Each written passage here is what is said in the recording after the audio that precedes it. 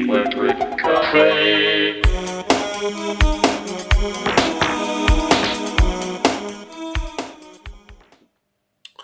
Hey everybody, welcome back to Electric Cafe. Today's album review is on U2's 1981 album called October. October was the band's second album, and after their debut, which was moderately received, but even at the point where the second album came out, and even up through the third album, they were still pretty much gaining recognition, but still, for the most part, an underground band. And even as New Year's Day came out, the album War, Sunday Bloody Sunday, they started to get some, radio play on MTV and a little bit on major radio station, but it really wasn't until like Pride and Bad did they really see the arc of their success early on culminate with the appearance of their live album, their appearance on the appearance on Live Aid.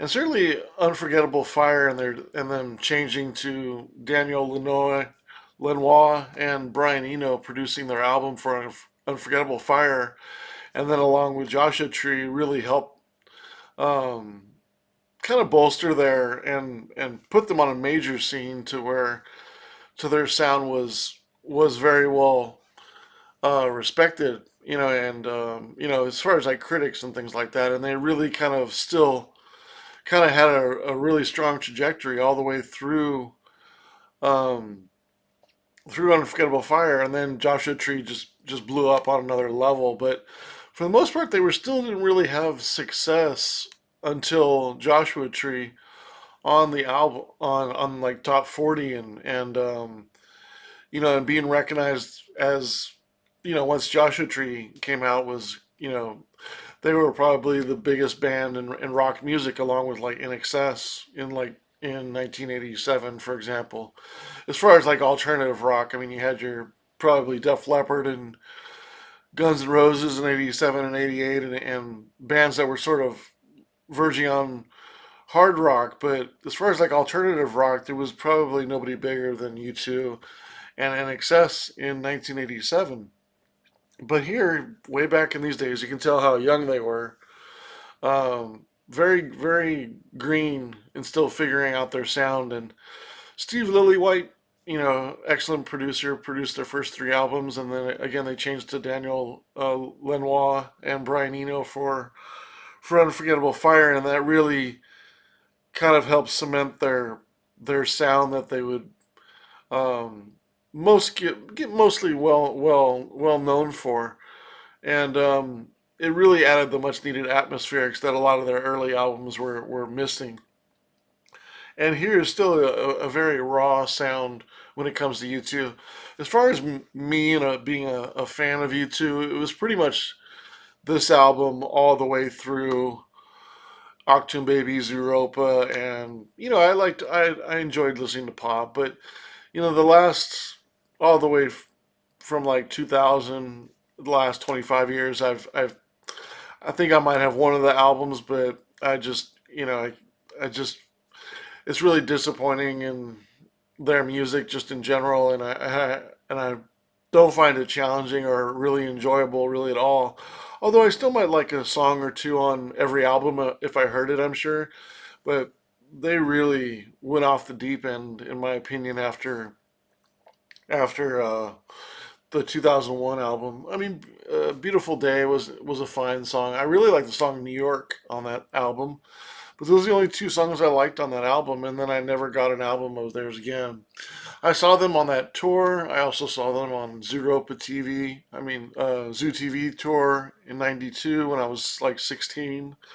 So I was still, I was like a fan of theirs through this period all the way through those early '90s, and for a good 10 years. But I wouldn't say I was a bigger fan than an Excess or really many alternative. I wasn't really a huge fan of theirs, but I did like their music, and Octoon Baby was a good album. I really liked that album, and I still like Joshua Tree and of course Unforgettable Fire.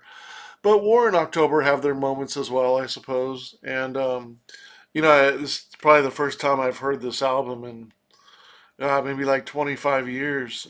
This is still my original copy. Got this actually, it's my sister's copy. Here's my sister's name. Um, so this was her original copy in 1981, and I probably took it from her in the middle 80s. And I liked U2 at this time. I think Gloria was a fantastic song. It was a great single. I love the video for it, and Gloria really. I didn't like their first album. Nothing off their first album really gravitates me. I don't think I've heard their first album in a long time, but I hadn't heard this album in at least 25, 30 years. But I always really liked Gloria, and I did like New Year's Day and Two Hearts Beat as One, and the Sunday Bloody Sunday EP was good, and Unforgettable Fire is probably their pinnacle of their music, and Joshua Tree certainly has a lot of good songs as well. I respect that album a lot. I think it is a solid album. There's a lot of great harmonies and choruses on there and good songs. Octane Baby was a lot of fun. It was there's a lot of good songs on there, and that was the last album I reviewed for the channel. This is their second this is their second album and also the second appearance on the channel. And I gave Octoon Baby a 72 out of 100. I thought it was a very good album, but on the low side, I thought it'd be closer in the 80s. But after I listened to it, in its entirety, which was the first time in a couple years probably, there's a lot of songs on there. I think seeing them live and thinking of Zoo TV, you think of the album is really strong and there's a lot of great songs, but when you sort of narrow them down and actually like critique them, they're catchy and they're okay, but I don't think any of them. I don't think even well, maybe I mean I guess around maybe half of the album or a little bit was mostly in the sevens because the album got a 72 out of 100, but no, there's really no songs on Octoon Baby that I was really in the eights or nines on, or fours on back when I was doing the 1 through 5 scoring. So I don't think I really, you know, put put many songs on the high rating for Octoon Baby, but I think the album's on the high side compared to a lot of U2 albums is fairly consistent. And that's why I probably got the 70 if I remember correctly. But when I have to think of top three albums, I would probably think Unforgettable Fire, probably Octoon Baby, and then Joshua Tree. I don't know, somewhere. Probably those are the top three. But yeah, I got a chance to review October. I thought I'd do this album um, as their second appearance on the album on the channel. And here like Bono, he has a lot of energy early in the career, and he's a little bit more believable here, but in the time. But I kind of feel like if you were a fan of U2 from the beginning, or as early as maybe I was around when this album came out, like the more popular they got, the less political they got, and so you kind of like by the time like pop came around, and you're like Bono's still being political, you're kind of like yeah whatever, dude. I don't think anybody really believed in him. I'm sure Bono's done a lot of good things for sure. But can you imagine how much money they've made? And I just I don't want to give them I don't think it's right for me to give an opinion on what they've done for other people. I'm sure they've done more for other bands for people around the world than most bands. I will say that, but sometimes like Bono just gets a big I don't know, like a people seem to kind of like laugh at him, especially like European people, and I don't know, just that I don't know what that exactly is, but it's just like, who are you to talk about something political when you're that rich and that out of touch? But it just seemed like the more popular U2 got, the more out of touch Bono was. And when you look back at these earlier times, especially like War, which maybe might be their most political somewhere around that time with Sunday Bloody Sunday and stuff like that. It was kind of like you're like, oh, they're they're fighting for something. They got something to say or what have you. And then you just fast forward like 5 8 years and Octane Baby comes out and you're just like, was it was that just like the time of the early 80s and then you needed to be political to sort of stand out? Like it all kind of seemed contrived once you really kind of saw the different sides of Bono's personality and stuff like that. And there's a big part of everybody who knows U2 kind of feels that he's evolved himself to and the band's sound to be more mainstream and to always stay mainstream. But you can tell like the last like 20 25 years they really kind of off the deep end as far as being relevant in rock music. It's just the I don't think anybody has taken any of their albums seriously in the last 20 years. Like some of the music is just really bad. And but back here he has a voice, and I think for the time, when you think of like the rock bands that were coming out in the early '80s, maybe like Big Country or yeah, NXS, or but more so like Simple Minds and Big Country and Ultravox and sort of the bigger bands around maybe Ireland and Scotland and um, you figure he had a really unique voice at the time. But it just and even Edge was kind of like the it factor for the band. Like Bono was the personality of the band. He was the stage presence. He was the driving force.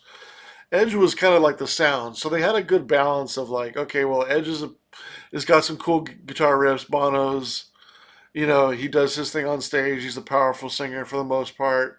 Interesting singer, different kind of voice. There's really no Irish band up to that point that was as big as even close to U2. Even at this point was a huge band. But like you didn't think much of the band otherwise. I mean, Larry Mullen. Um, I'm blanking on the other guy's name right now. The drummer, it was kind of like just didn't really think too much of them.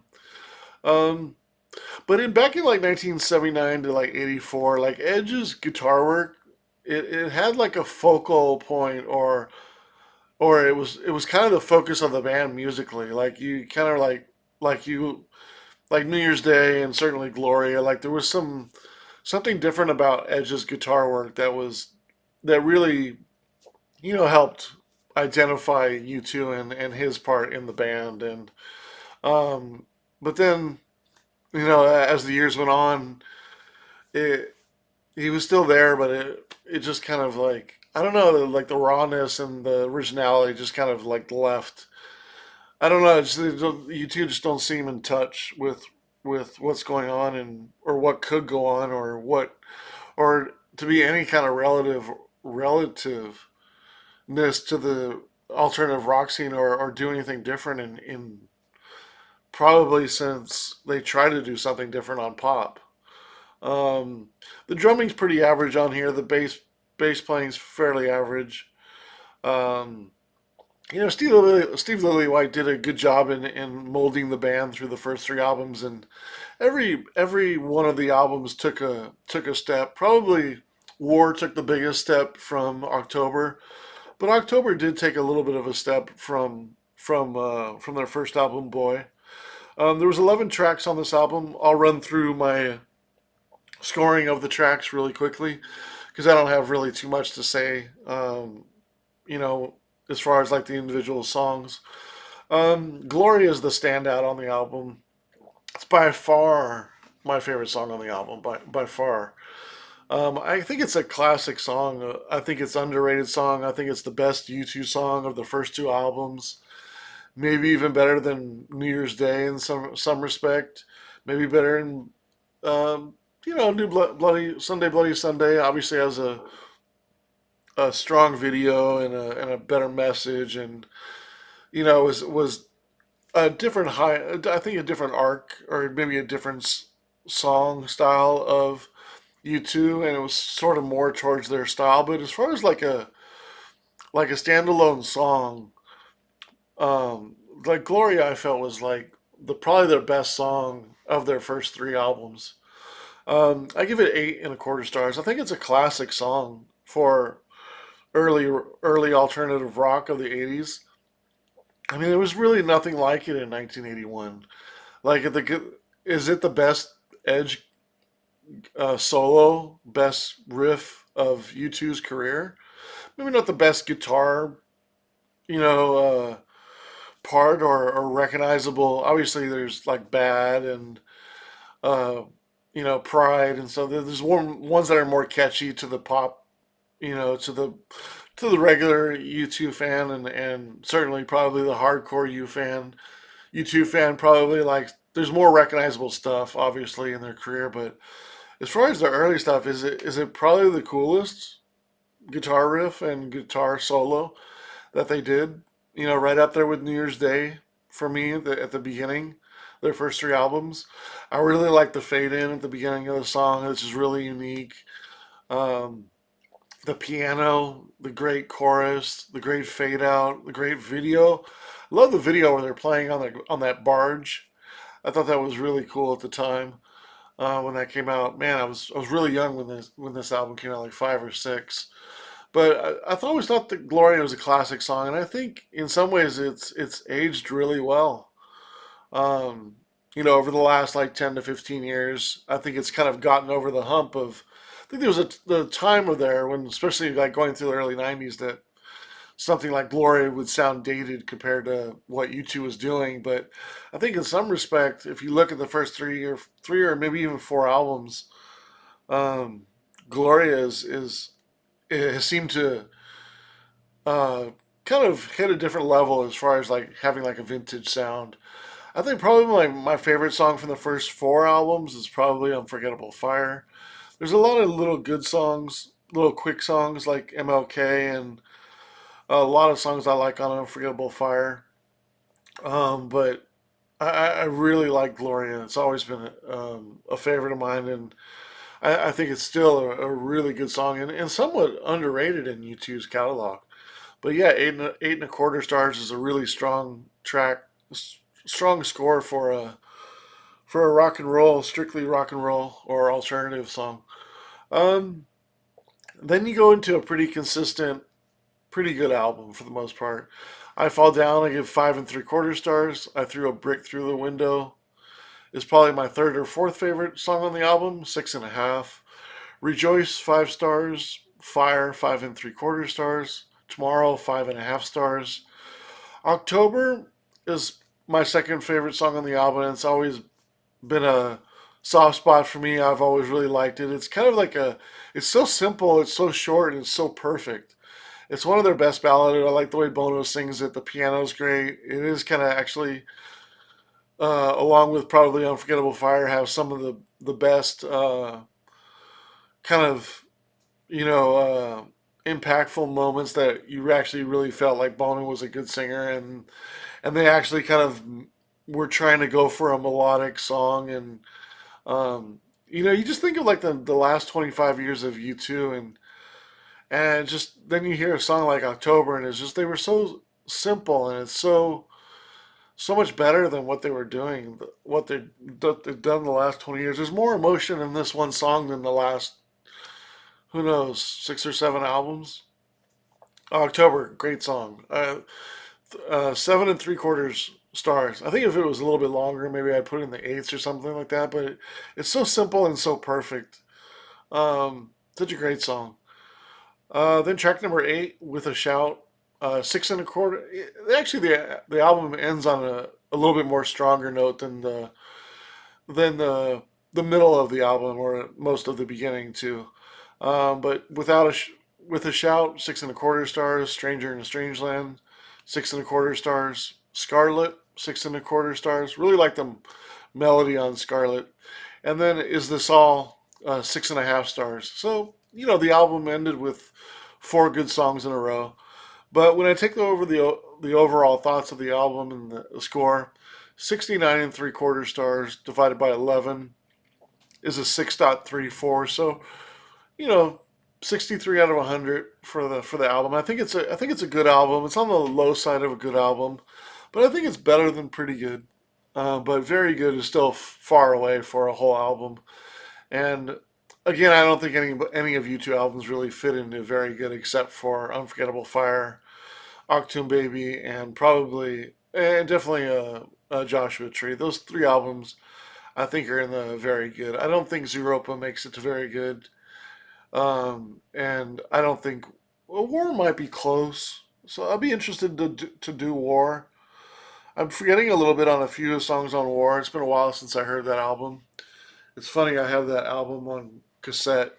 Um, I actually don't even have it on CD or vinyl, but I do have it on cassette, which I guess is probably my original cassette. But yeah, 63 out of 100. I think it's a good album, but it's probably it's probably higher than Boy, but probably one of their lowest albums. Uh, as far as like rating for the first like seven albums or so, I'd be interested to see where I rank Pop. Pop has a lot of good songs, but a lot of songs, and it's not a cohesive song, and maybe there's probably a lot of okay songs on Pop. So I probably say Pop is probably around 63 to 65, somewhere in the low good range. But we'll probably do one of those albums next, and um, maybe in a couple months I'll revisit U2. But yeah, that's my thoughts on October by U2, their second album. 63 out of 100. I'm curious what your thoughts are on October and what are your top three songs. If you'd like me to review something from your own music, or you want to recommend me an album or some songs, just email me below, and I'd be happy to talk with you about something that you would recommend for my channel for me to review. All right, thanks so much. When we come